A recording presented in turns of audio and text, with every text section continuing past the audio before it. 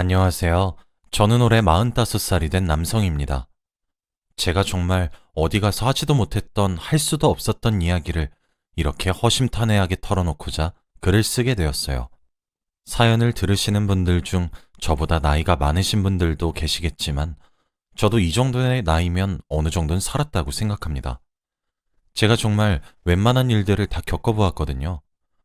제 좌우명이 젊어서 고생하면 나중이 편하다입니다. 저는 정말 온갖 일들을 하며 살아왔기 때문에 웬만한 일에 흔들리지 않아요. 그러나 이번에 제가 겪은 일은 정말 상상을 초월하는 일이었습니다. 나이가 들었고 여유롭고 이제 노년을 위해 살고 싶다는 생각뿐이었는데 어쩌다 이런 일을 겪게 된 것인지 정말 알다가도 모르겠네요. 저는 정말 어렵게 컸습니다. 어머니는 저와 아버지를 두고 도망가셔서 생사도 몰랐고 아버지의 손에 커야만 했어요. 아버지는 당연히 육아든 가사든 뭐든 다 서투르셨죠. 그렇다고 경제적으로 풍족하기라도 했냐? 물으시면 그것도 아닙니다. 저와 아버지는 입에 겨우겨우 풀칠할 정도의 가정 형편에서 삶을 살아갔어요. 솔직히 행복한 환경은 아니었습니다. 아버지는 제게 많은 것을 베풀어 주시려고 하셨지만 항상 부족했죠. 저는 아버지처럼 살고 싶지 않았습니다. 그래서 그런지 저는 젊었을 때부터 안 해본 일이 없어요. 제가 고등학생 정도가 되고 나자 신문을 배달하기도 하고 치킨을 배달하기도 하면서 자금을 모았죠. 그렇게 해서 작은 사업을 하게 되었습니다. 동업하기로 한 형님한테 사기도 당해봤고 사업이 망해본 적도 있어요. 하지만 저는 그런 실패들이 전혀 두렵지 않았습니다. 실패해도 계속해서 일어서기만을 반복했어요. 사람들은 제게 손가락질을 하며 정신이 나갔다고 비웃기도 했지만 저는 제가 성공을 손에 쥘 수 있을 때까지 포기하지 않았죠. 마침내 30대 중반의 나이에 들어서면서 제가 하고 있던 사업이 주목을 받기 시작했고 순식간에 돈방석에 앉게 되었죠. 처음은 5명에서 시작했던 제 사업이 이제 어느덧 20명의 직원을 부릴 정도로 크기가 커졌습니다. 한 달의 수입이 몇 천은 물론 억을 넘나들기 시작했어요. 물론 그만큼 눈코 뜰 새 없이 바빴습니다. 사업이 한창 자리 잡는 데까지는 그로부터 5년이란 시간이 더 걸렸어요. 40을 넘기고 나서야 제 사업체는 안정을 찾을 수 있었습니다. 젊어서 했던 고생이 너무 많았던 터라 이 나이가 되도록 연애 한 번을 제대로 해보지 못했어요. 아버지는 죽기 전에 제가 신부를 하나 데려와 결혼식을 올리는 것이 소원이라고 하셨죠. 이제 성공했으니 여자만 만나면 되지 않겠냐고 매일을 잔소리였습니다. 솔직히 저도 이 정도 나이가 차니까 이제 여자를 어떻게 만나야 되는지도 모르겠더군요. 그래서 결혼정보 업체에 가입을 하게 되었고 그곳에서 제 아내를 만나게 되었습니다. 아내는 정말 어린 사람이었어요. 저에 비해 말이죠. 저보다 10살이나 어렸던 아내는 정말 착하고 예쁘고 아름다운 여성이었습니다. 얼굴도 작았고 하얀 피부에 나긋나긋한 성격까지 가지고 있었죠. 여자를 만나본 적이 없었던 제가 순진해서 좋다고 하더라고요. 그렇게 저는 그녀에게 홀라당 넘어갔고 저희는 교제를 시작한 지 1년 만에 서로 결혼에 대한 이야기를 나누었습니다. 아무래도 제가 나이가 10살이나 많다 보니까 결혼이 급한 입장은 저였거든요. 상견례까지 하는 시간이 1년이나 걸려서 그렇지 여자친구네 쪽 집안에서도 제가 나이가 많다는 점만 빼면 더할 나위 없이 좋은 조건이었던 것인지 상견례 이후부터는 결혼 준비가 정말 일사천리로 진행이 되었어요. 저흰 그렇게 많은 사람들의 축복 속에서 결혼식을 하게 되었습니다. 신혼여행도 초호화로 다녀왔어요. 사랑하는 아내가 하고 싶다는 것을 모두 해주고 싶었거든요. 사실 저희 아버지는 아내와의 결혼을 조금 반대하셨어요. 아내는 모은 돈이 별로 없었거든요. 아버지는 나이가 저만큼 먹을 정도로 모아둔 돈이 겨우 몇천 푼인 것이 말이나 되는 것이냐며 반대하셨지만 결국 자식을 이기는 부모가 없다고 마지못해 허락하셨어요. 하지만 허락을 하심과 동시에 조건을 다셨습니다. 혼인신고는 2년 정도만 더 살아보고 하기로 말이죠. 저는 아버지의 말에 동의를 하고 아내와 충분한 상의를 걸친 뒤 2년 뒤에 혼인신고를 하기로 약속 후 결혼을 할 수 있었습니다. 사실 경제적으로 여유로운 사람은 저였기에 저는 아내가 돈이 많든 적든 딱히 중요하지 않았어요. 돈이 있는 사람이 더 내면 된다고 생각했거든요. 아내는 결혼 후 다니고 있던 직장을 그만두고 집에서 살림을 하기로 했고, 경제적 관리는 제가 하기로 했습니다. 저는 아내가 하고 싶다는 대로 다 맞춰주겠다고 했어요. 하지만 아내는 전업주부가 된 이후 집안일에 점점 손도 대지 않기 시작했습니다. 쌓여있는 설거지거리들과 그 위를 날아다니는 초파리들. 제가 잔소리를 조금이라도 하려는 자세만 취하면 귀신같이 알아차려서 오히려 제게 다다다다 쏘아붙이는데 점점 너무 힘이 들어갔어요. 집안일이 힘드니 도우미 아주머니를 쓰게 해달라고 징징거리기도 했죠. 그리고 무엇보다 아내의 사치는 점점 심해졌습니다. 매달 받아가는 생활비는 처음엔 200만 원 정도였다가 어느새 보니 500만 원으로 올랐더군요. 생활비를 제외하고 다른 카드에서도 카드값으로 한 달에 몇백씩 나오기 시작했어요. 매일 밖으로 나돌아다니면서 돈을 쓰기 바빴죠. 그렇게 1년 정도 넘는 결혼 생활을 하다 보니 제게 한 가지 의문이 자연스럽게 생기기 시작했습니다. 저는 제 아내를 사랑해서 결혼을 한 건데 과연 제 아내도 저를 사랑해서 결혼을 한 것일까 하는 의문 말이죠. 제가 아닌 제가 가진 재산을 사랑한 것은 아닐까 하는 본질적인 의문이 생겨났습니다. 아내는 점차 가정에 소홀해졌고 저와 부부간의 사랑을 나누는 것도 피하기 일쑤였어요. 점차 부부로서의 모습은 갖추기가 너무 힘들어지더군요. 저는 나이가 있었던 만큼 아이를 빨리 가지고 싶었습니다.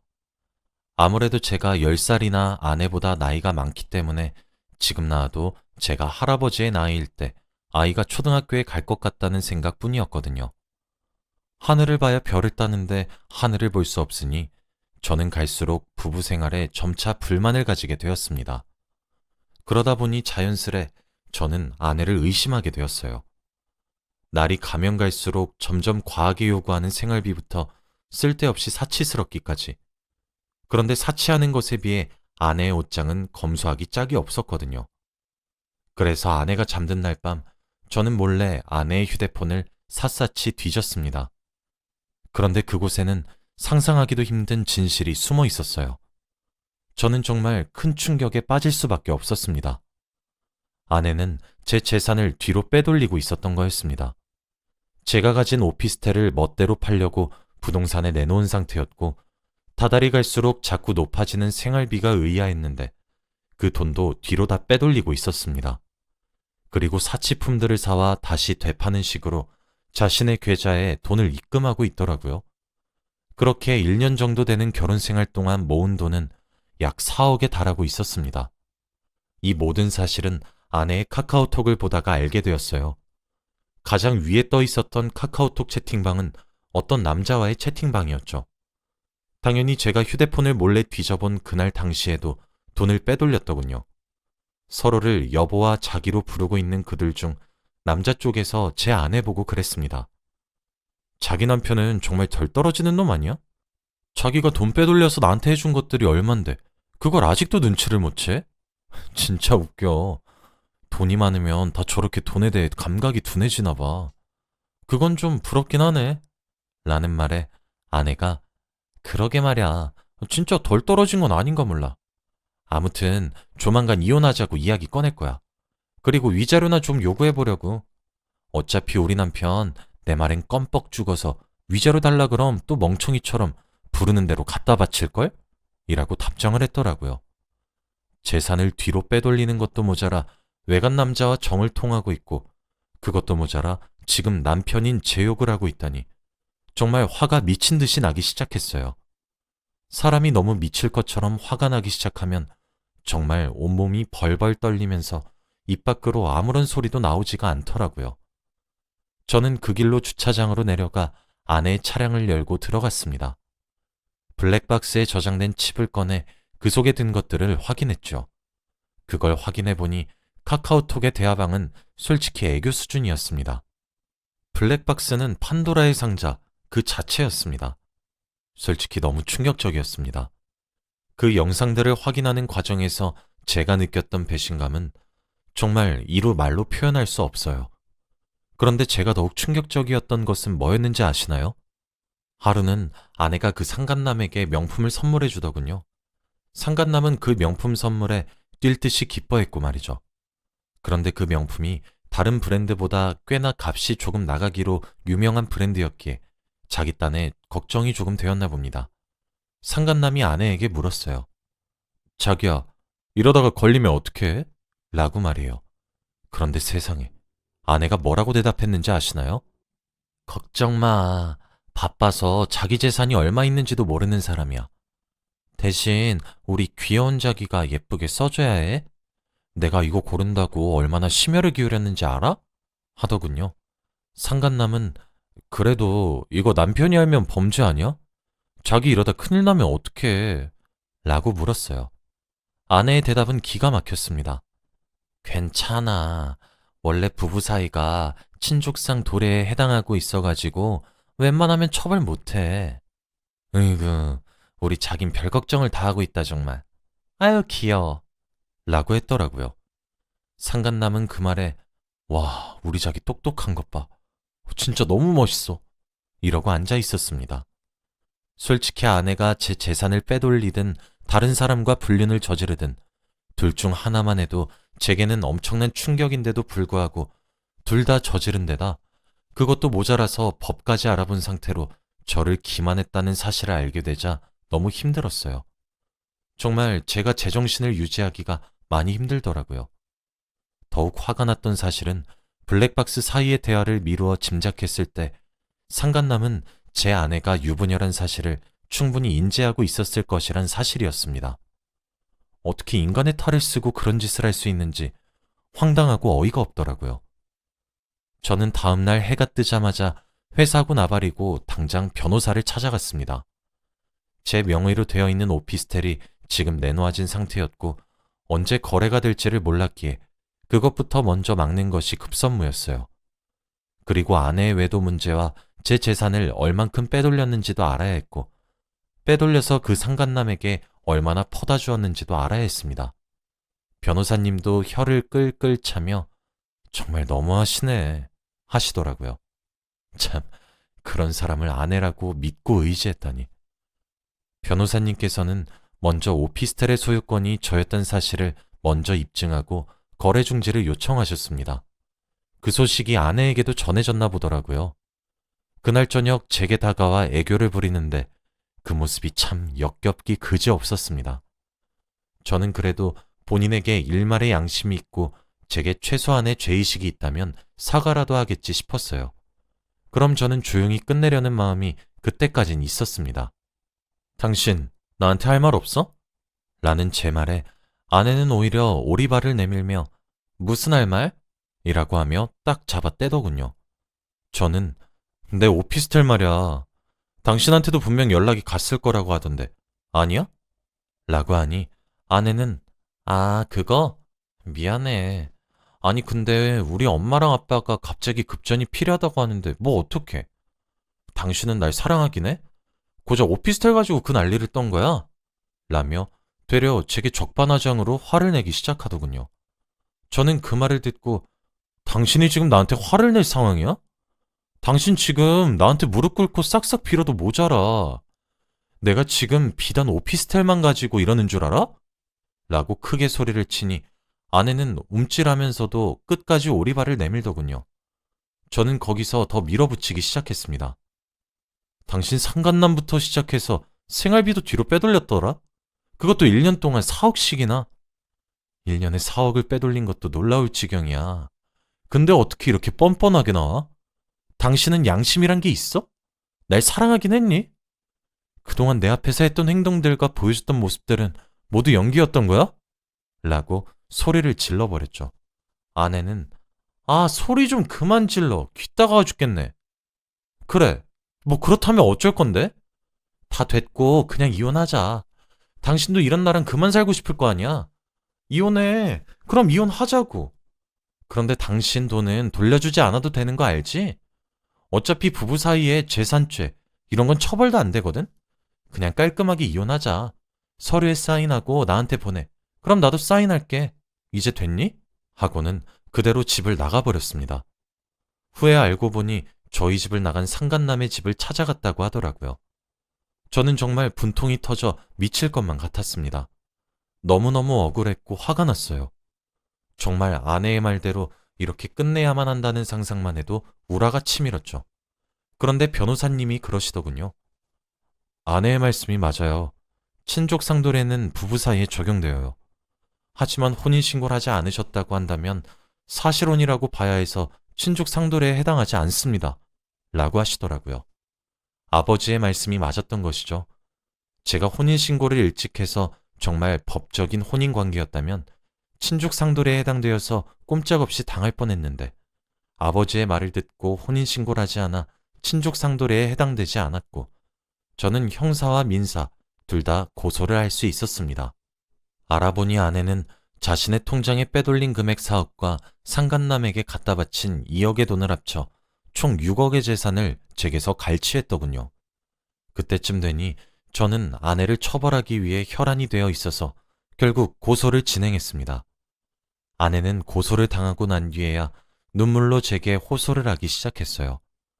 돈에 눈이 멀어서 몰랐다는 둥, 한 번만 용서해주면 안 되겠냐는 둥, 기회를 한 번만 더 주면 정말 잘하겠다는 둥, 말 같지도 않은 소리를 짓거리더군요. 저는 아내의 이중적인 태도에 정말 환멸이 났고 민사와 형사 둘 다 진행했습니다. 저희는 결혼식을 올렸고 많은 사람들에게 축하를 받았기에 비록 사실혼 관계였지만 아내에게 위자료 청구가 가능했고 또한 상간남에게도 위자료 청구가 가능하더라고요. 상간남은 재판을 받으면서도 유부남인 줄 전혀 몰랐다고 딱 잡아댔지만 블랙박스 녹취록에 담겨 있었던 대화를 증거로 상간남의 주장은 묵살되었습니다. 제 아내는 결국 제게 빼돌린 재산 6억 전액을 배상해야 했어요. 그럼에도 불구하고 형사처벌은 피할 수가 없었죠. 아내는 징역 1년을 선고받았습니다. 상간남 또한 제게 위자료로 2,500만 원을 지불해야 했어요. 그렇게 길다면 길고 짧다면 짧은 지옥 같은 싸움은 제가 승리를 하며 끝나게 되었습니다. 하지만 제게는 상처뿐인 승리였어요. 상간남에게 받은 위자료는 제가 아버지께 드렸습니다.